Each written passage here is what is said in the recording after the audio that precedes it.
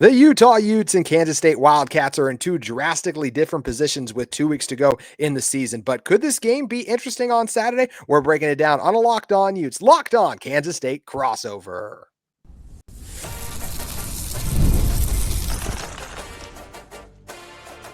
You are Locked On Utes, your daily podcast on the Utah Utes. Part of the Locked On Podcast Network, your team every day.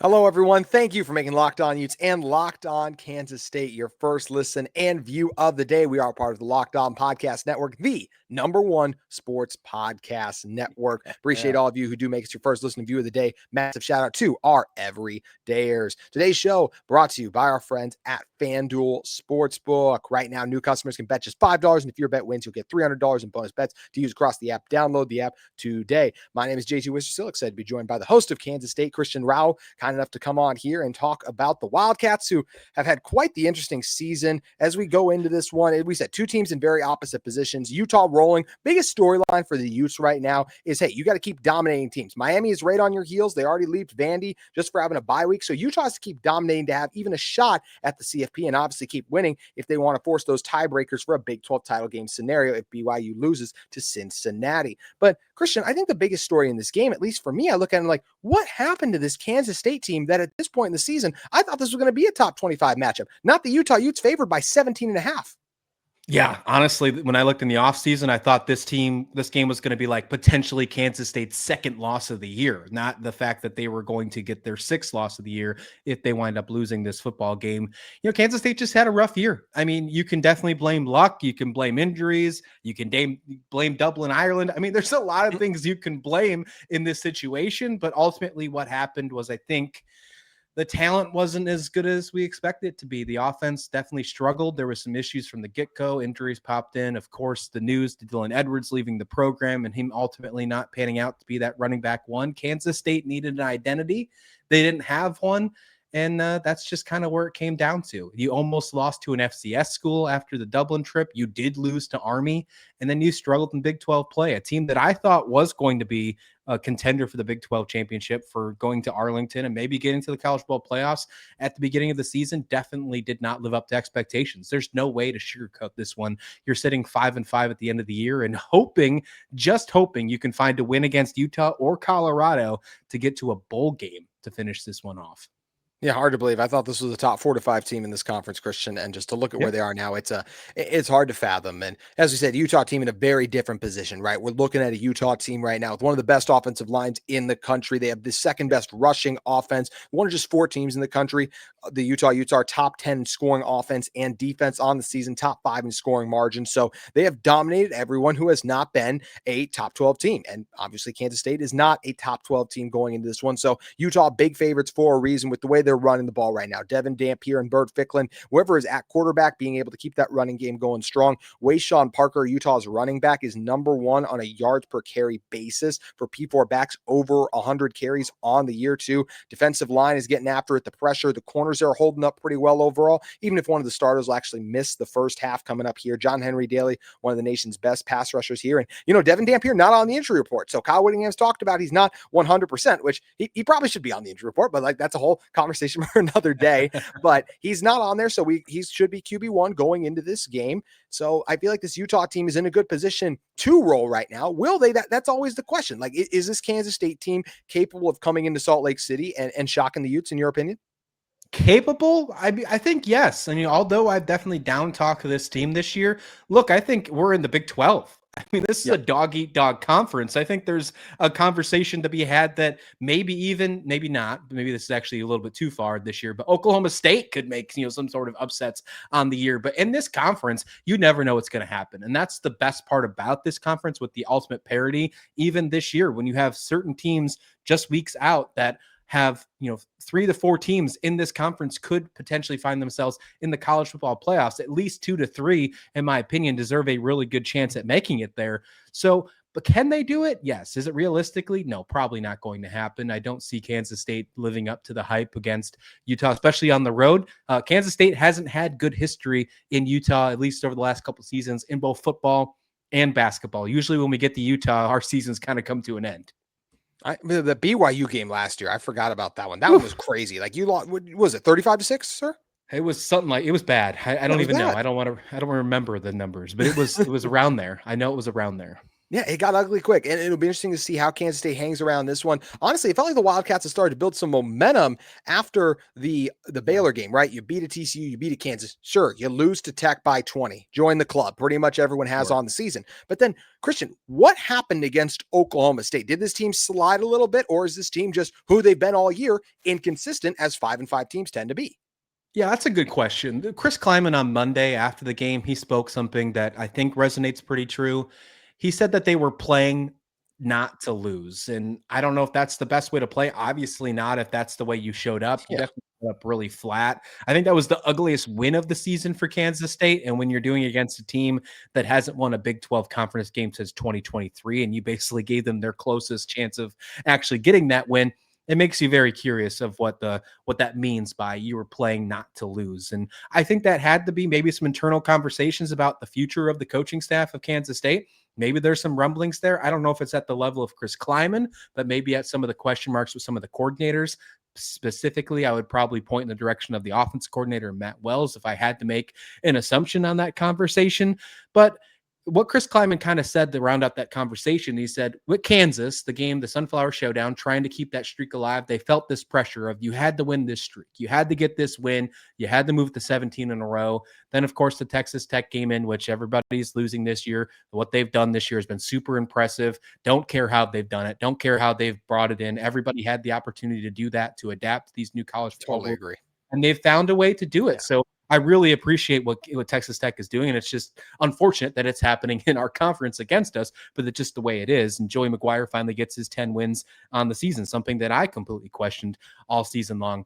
And then you move into the game like, Oklahoma State, and then they play a game where they played to not lose. Now, Chris Kleiman's trying to point the direction and saying, you're playing against this Utah team with nothing to lose. They can play a little bit more loose. They can play a little bit more free. And I think that's the direction, the energy they're trying to push towards this Utah game. But I also think that's a really easy way to say, hey, look, if we lose, we lose. We're just Yeah. playing nothing to lose. With nothing, we're playing free. We're playing loose. So to me, that's a coach speak of saying, don't be mad when we lose this football game.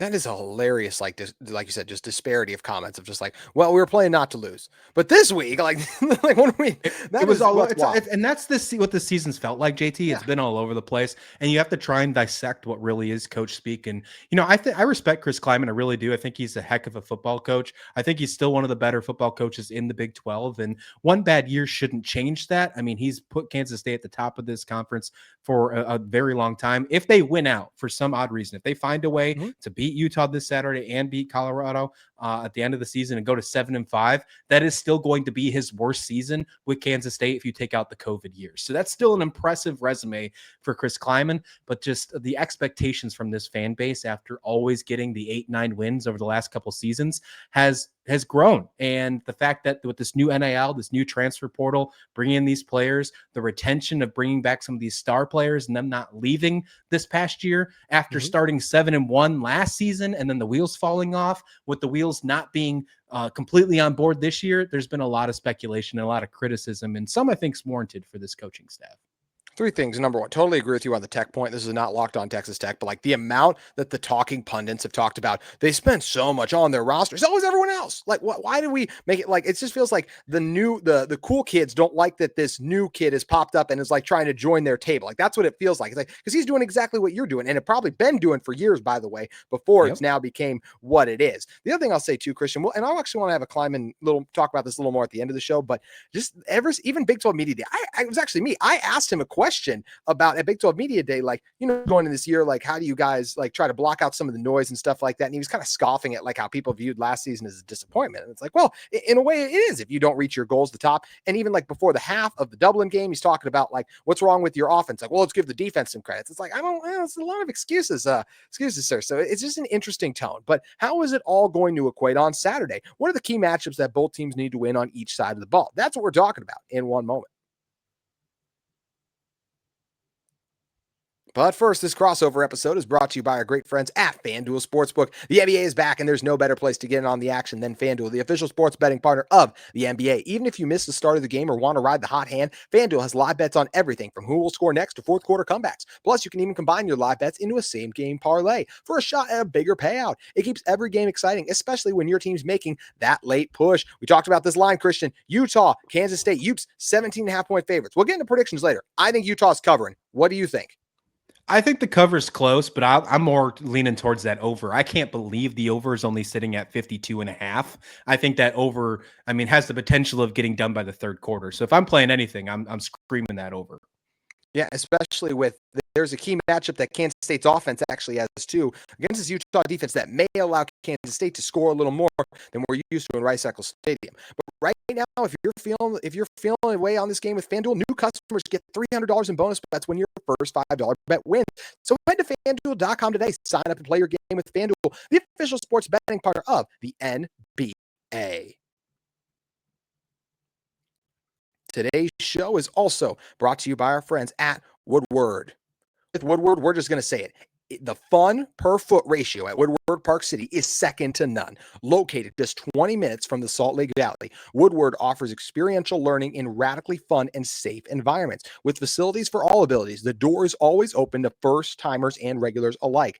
Bounce from park to pits, ramps to tramps, and back again. Mountain Park season passes are now on sale for just $499.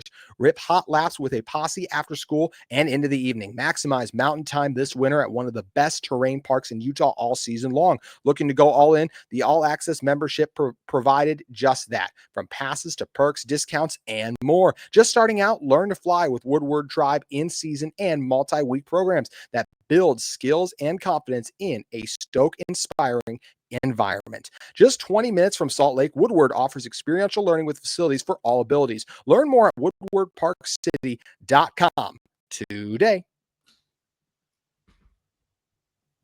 I mentioned in the tease for this segment that there is a matchup that Kansas State has that intrigues me going against this Utah defense. And the Utah defense has been really good on the season. They've given up some yards, but they've been a bend, don't break. And even last week, right? You allow a Baylor team to score 28. That is a really talented quarterback, really talented receivers, and a Utah team that plays a ton of man-to-man. So I'm okay giving up some plays, some points there too. But the one main thing that Utah has really struggled with this season is running quarterbacks. Nico Iliamava got some yards on them. You look a few weeks after that, Bear Bachmeier was able to do some things too. And Sorsby's a little bit dual threat. They shut him down, but everyone kind of is right now with what Arizona just did to him too. So to me, if I'm Utah, your key to dominating Kansas State is you cannot let Avery Johnson scramble and get loose. That's where I think Kansas State could have an advantage if Avery Johnson has a big day on the ground against the Utah defense that has had their issues tackling mobile quarterbacks.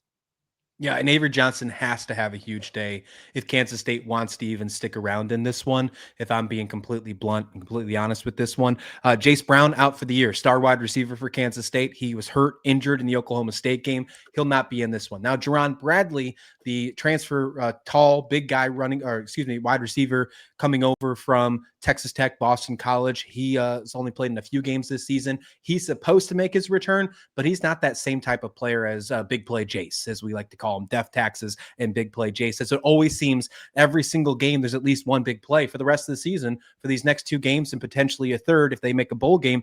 JACE Browne won't be in there. So you have to rely more on Avery Johnson, almost to a point to, I think, where it could become one-dimensional. And if that happens, then it's a catastrophic issue for Kansas State. The running game has been a big struggle this season with them hopefully they were hoping to rely on Dylan Edwards. We saw this right from the get-go in week 0 in Dublin when him being injured and the offense stalled out. And they ultimately kept saying that Dylan Edwards was the reason why. They had a lot planned around him, and then he was injured. He never played. Then he ultimately redshirted and left the program. Some of the other running backs just haven't stepped up. There's been injuries in that room as well, but them and you add the offensive line with their running block issues, it's just been a big issue all around, JT. So when you're trying to get Avery Johnson to be the everything guy, and I do think he is a very talented quarterback. I think if he's surrounded by the right weapons and right talent, I think he could belong at one point in time in his collegiate career in a Heisman Trophy conversation. No, he's not there this year by any stretch of the imagination. But with the talent level, he definitely deserves to be belonged in that category, if you get what I'm trying to get to. Yeah. And if he had that opportunity, then yes, I do think that he would stand a chance. But where I'm going to here is this dimension, but you might be struggling with quarterbacks. The Utah defense might struggle that way.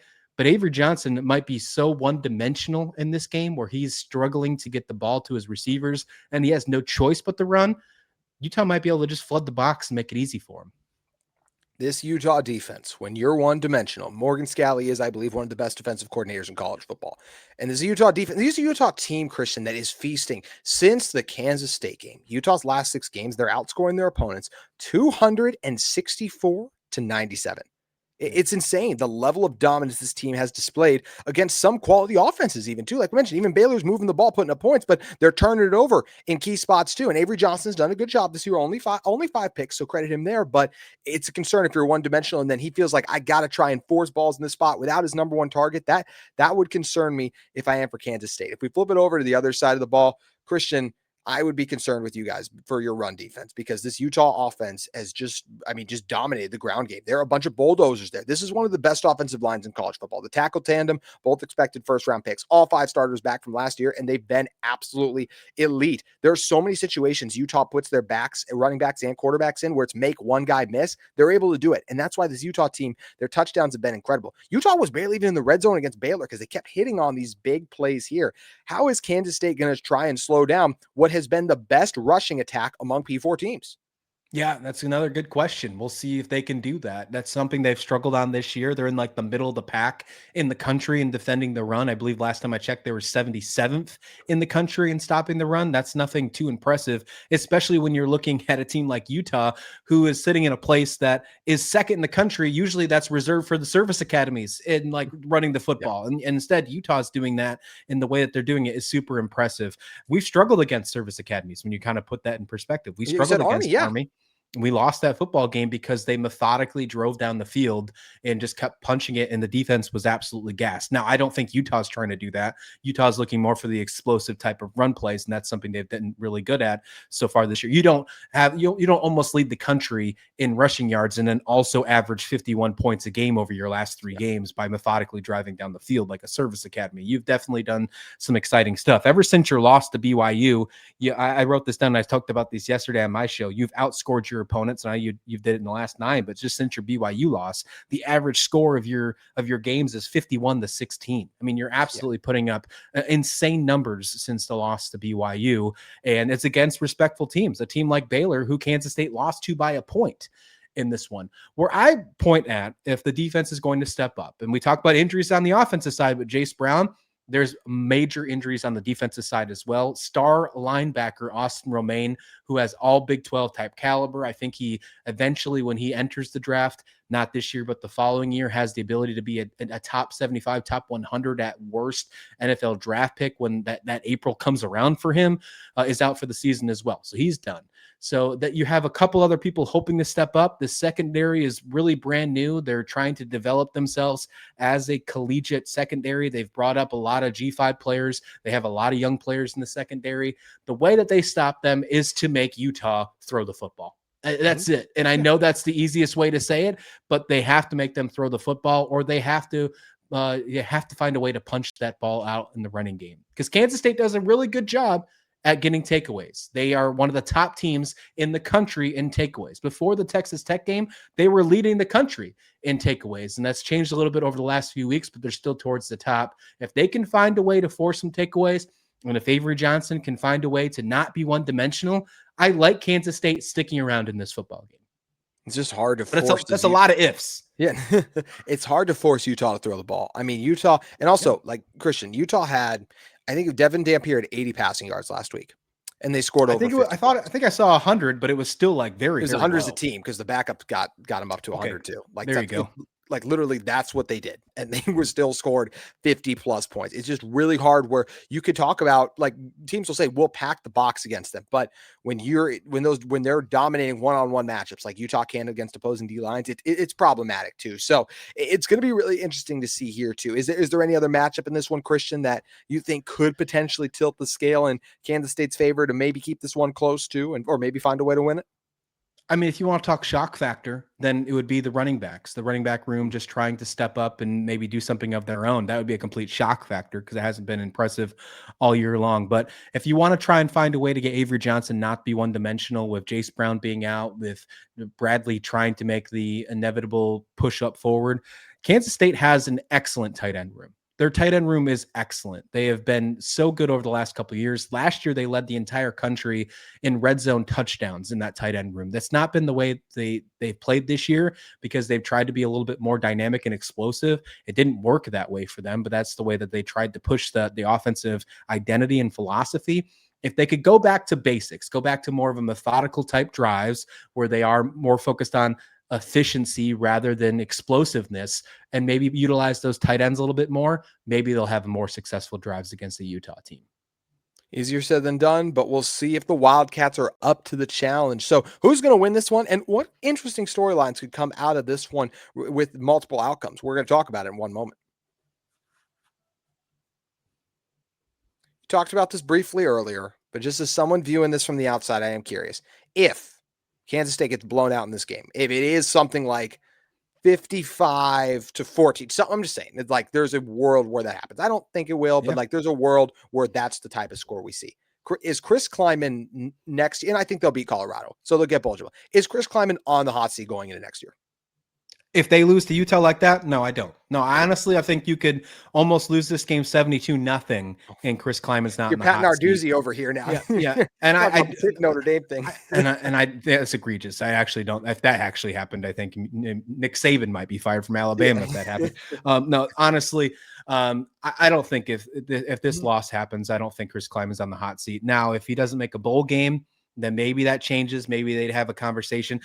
Ultimately, from an outsider perspective, I don't think Chris Kleiman's ever, quote unquote, fired. I think when they ultimately decide whether if Chris Kleiman wants to leave or if he's asked to retire, then I think that's where it goes. There's a really good relationship between him and the athletic director of Gene Taylor. And I think that sticks true. And I think that's something that honestly you should hang your hat on. And as I go back to what I said from Chris Kleiman, he's a great coach.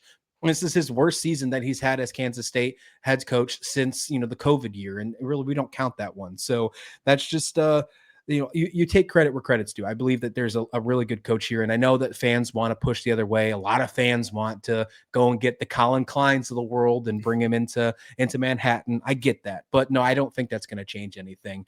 What I do want to know, though, is if Utah does have a blowout win, if they have an average win like they had over the last 3 games of 51-16, or if even it's just a little bit lower, you move to, impressive 9-2 on the season.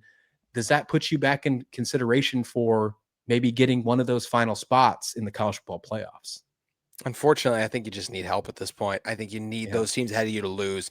Unless, I will say this, if Oklahoma looks bad against a really banged up Missouri team, and I know Missouri is still ranked, but to me, this Missouri team now is not what they were at the start of the year. Purbuella's gone. I think the backups even hurt there. Like, this Missouri team is not what they are. So if they struggle to beat a Missouri, if they struggle against LSU, to me, there is ammo then for a Utah to jump them, even though the Bama win they have will be more impressive. You need Bama if Bama could somehow lose to Auburn, that would be huge for Utah to leapfrog them up to. I don't see Notre Dame stumbling anymore. Oklahoma and Notre Dame winning this last week, even though Texas lost, Texas isn't getting in this thing, but them winning was bad for Utah. And also BYU losing too. I feel like Utah's best path right now in the college football playoff is to get a berth into the Big 12 title game. The problem is with Devon Dampier apparently not being 100% based on what KYLE Whittingham continues to say, I don't know if Utah can beat Tech. And I don't see a 3-loss Big 12 team. Even if that 3rd loss comes in this Big 12 title game, I don't see them getting in. So it's just interesting how the sport is viewed right now, Christian. I actually think the Big 12 is only going to get one in right as we stand here today. How do you see it? It's wild. I think you're right. Yeah, I think a lot of things have to go your way, and it's going to be unfortunate because like the 2 teams left out are going to probably be BYU and Utah if you're looking at it right now in perspective. And although it's still a lot better than what it looked like last year, big picture, still only one bid league, and that's unfortunate because it's not the same way that it was last year by any stretch of the imagination. You could make the argument, and I know I'm talking across over Utah, but you could make the argument last year that BYU probably should have made it into the college football playoffs. You could make that last year. Mm-hmm. This year, you ultimately can make it for both BYU and Utah and have a way stronger case without question. I got one scenario. I know we're about to make our predictions here, but here's one scenario. I just want it on record. just to make sure my fans don't get this confused. I do not think BYU belonged in the discussion last year. I just Okay, need to get fair. that out there before my That's fans fair. come at me and be like, "Why That's did you fair. let him say that?" What That's was your fair. scenario? That's fair. I think there was a case, especially Yeah. because the SMU kind of BYU Mhm. situation. But no, I understand that completely. How about this? If Notre Dame, obviously you want them to lose. I don't think that's going to happen, especially they're playing Syracuse, where Syracuse might be looking for a quarterback off the tennis team to play for them this next week. What if this crazy scenario happens? If Alabama loses to Auburn in the Iron Bowl, they're out. There's no doubt Yes, about that. yeah. But what about if USC beats Oregon this week? What does that do for BYU and Utah? Does USC jump them, or does those teams move? Do the Big 12 teams be all right? Oof, I think that's so interesting because then I'm really curious to see what they do with Oregon, whose only losses would be to a USC and an Indiana. And I like USC a lot. I mean, their only losses are to Notre Dame and an Illinois team on the road, cross country. I still like that Illinois team. I think they are one of the 25 best teams in the country, even if they're clearly not a college football playoff team. To me, it's going to be really interesting, Christian. This is where the committee puts themselves in a tough spot. And I know it's not just them, it's ESPN too, by doing this ranking show each week. If they could do all this at the end of the season, then it'd be very interesting to see where they would get to stack all these teams. But you put yourself where now, just because USC gets a head-to-head win over Oregon, does that mean they get to leapfrog Utah, like Miami, all these teams? I don't know if that's going to happen. Like, that's a huge jump to make. And I'm curious, how far would Oregon fall too? Because they don't have a great win. I like the I win. I think it's a really good win, but they do not have a great win on their resume. If they also lose this game, Oregon, they're going to be outside the Big Ten title game. So do they still get in for sure? I'm really intrigued. I think if I had to guess, USC would not leapfrog Utah and BYU. I'll say that. I just think they would put them right behind Miami. Maybe I'm wrong. That's what I say right now. But I would be curious. I think an Oregon could fall all the way behind a USC. It's really tough right now when we're comparing these potential 2-loss teams by the thinnest of margins. But if USC does go into Austin and get a win, I will be very impressed with that. What do you think the committee would do if that happened? No, I'm right there with you. I'm right there with you. I think it'd be wild. I think there could be a catastrophic reason, though, if it could for the Big 12 for both BYU and for Utah, if USC says just beats Oregon, that both of them find a way to be on top of both those teams. I could see that also happening too, where like maybe it's an 11-12, where it's USC and then Oregon, and then they put BYU, and that would kind of fit the bill for how the Big 12 has been respected so far this year. It's so true, and it's definitely concerning for sure. But right now, Utah and Kansas State just worried about what they can control. Christian, what is your final score prediction going into this one? Yeah, this is probably the worst feeling I felt about Kansas State heading into a game. I honestly felt better about the game with Kansas State against Texas Tech because you had some momentum after the Kansas game and you were riding high. I know you talked about Avery Johnson, his interceptions. Before that Texas Tech game, Avery Johnson didn't have an interception. So like that just shows you what he's done in the second half of the year so far.